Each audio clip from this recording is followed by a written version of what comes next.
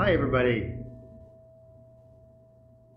Welcome to the Ecumenical Buddhist Society of Little Rock's 30-minute meditation on this Friday evening. My name is Mike. Before we get started, I tend to like to talk about a topic that is something that I've been thinking about, and it relates to a meditation practice like this. And so one thing that occurred to me was something that my teacher said, one of my teachers said, I think it was last weekend. I practice, in case you don't know, I practice in the Kwan Um Zen tradition. We have a Kwan Um Zen group here at EBS that meets on Tuesday evenings at 6. And I've been practicing in that particular Zen tradition for 6-7 years now. And although we're a branch of the Kwan Um Zen here in Little Rock, our home kind of center is in Kansas, at the Kansas Zen Center, and our teachers are there. And one of our teachers, Judy, told a story last week in which I thought was really great. And it's going to sound kind of gross or weird, but I hope you'll forgive me why I'm making the point. But she talked about how she had been a witness to a birth, and that at one point she had been invited, I forgot the exact circumstances, but she was invited into a home in which she was helping a woman give birth. And she talked about when the baby was born at that moment, and the baby emerged, and at that moment the head had just emerged, and she saw these eyes, right? This baby's eyes opened wide, and only the head was out. And the baby's eyes looked around the room, and there was something she felt in that moment that was a reminder of why we practice and what our goal is in our practice. And I think what she was saying was this idea that of a baby's eyes seeing the world anew. And there was no preconceived notion for this baby. There was no opinions. There were no attitudes. There was no bias. There was no story. Like when we look around the world, we see people, we see events. We're always bringing our biases and our stories and our opinions and everything into it.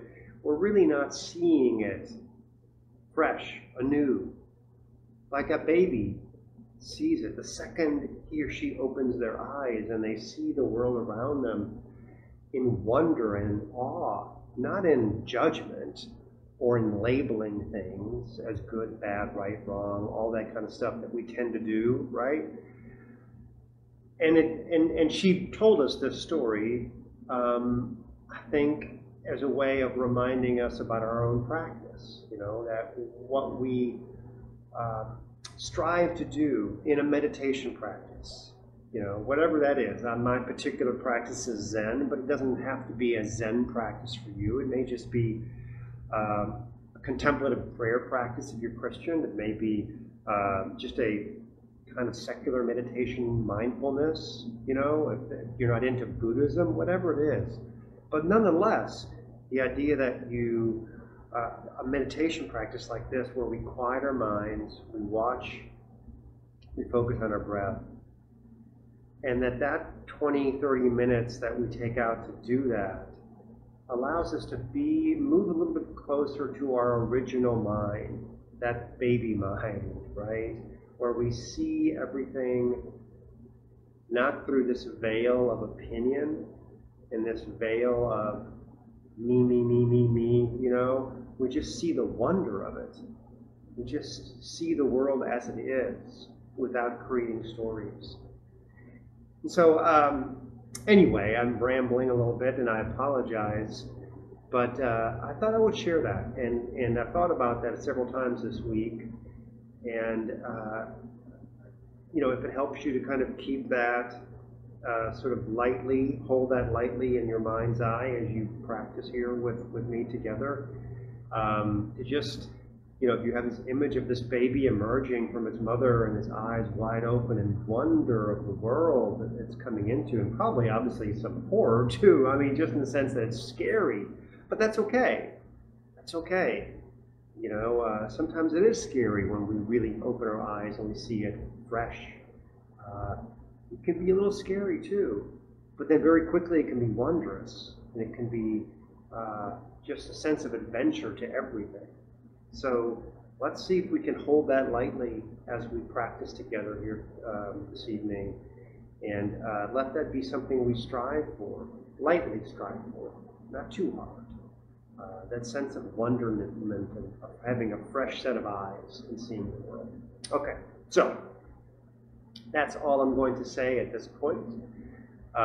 So it's about 10 after, perfect timing. So this is where we sort of segue into our meditation period. If you're not sitting where you normally would sit, and hopefully with a cushion or a chair, or something that gives you a little bit of support underneath your tailbone, so that you're not slouched over, but you've got some, you've got some support that allows you to get your shoulders back and your spine straight and your head up. That's super helpful in order to stay focused, to stay aware and awake, and also to help your breathing, right? Because your breathing is so important for meditation practice. When we're slouched over like this, and you can even hear my voice change as I'm talking, right? It sounds more squishy and squeaky a little bit, as opposed to when I straighten up, and I haven't done anything with my voice. All of a sudden, my voice becomes deeper, more resonant, right? Because we're letting our chest open like this. Okay, so once again, if I see some people have joined the video, please drop a hello or a comment so that I know you're here. That would be super great. So thank you, Jamie. Hey, Jamie. And Miriam, I hope I'm saying that correctly. Great to have you guys join.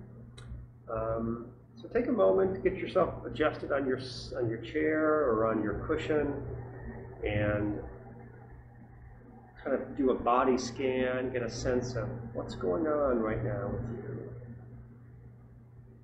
I'll start with the top of your head, and almost like you're looking inside, exploring as you're moving down from the top of your head to your neck. And don't hurry, don't have to rush it.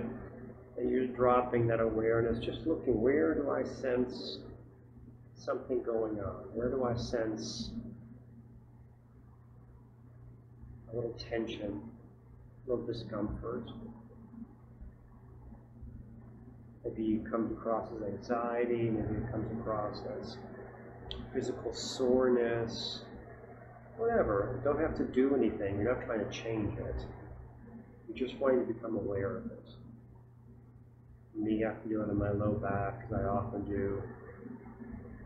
It's a middle-aged dude who sometimes has issues with the lower back.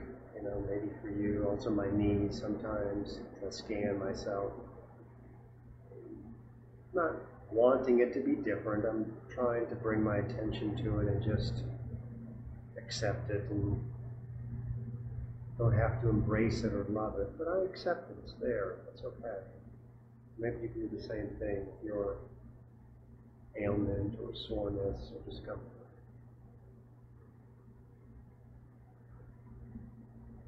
So when you're done scanning your body, you're just settling into your breath. Inhaling through your nose, pulling the breath deep down, filling your lungs up, but going even deeper than your lungs, letting that breath drop down into your lower thoracic cavity, into your abdomen, filling up your belly. And then, from the bottom up, pushing that air back out from your chest cavity and lungs, and out your throat, out your mouth. Slowly. And then again inhaling deeply, filling the lungs up, filling the belly up. So do that for a few times. Just feel how wonderful that whole experience is. How wonderful it is that your body is able to sustain itself with breathing like that.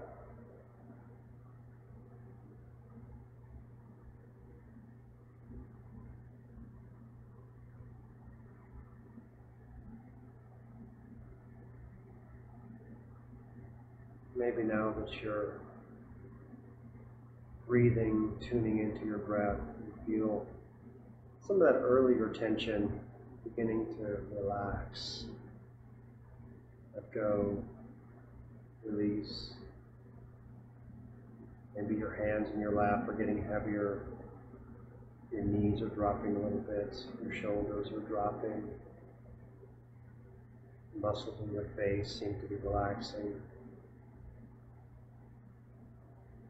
Stay alert, keep your eyes slightly open, gazing ahead of you and down.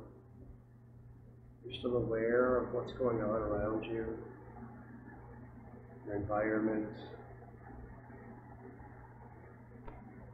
But it doesn't have to bother you, it doesn't have to distract you, but you just notice what's going on.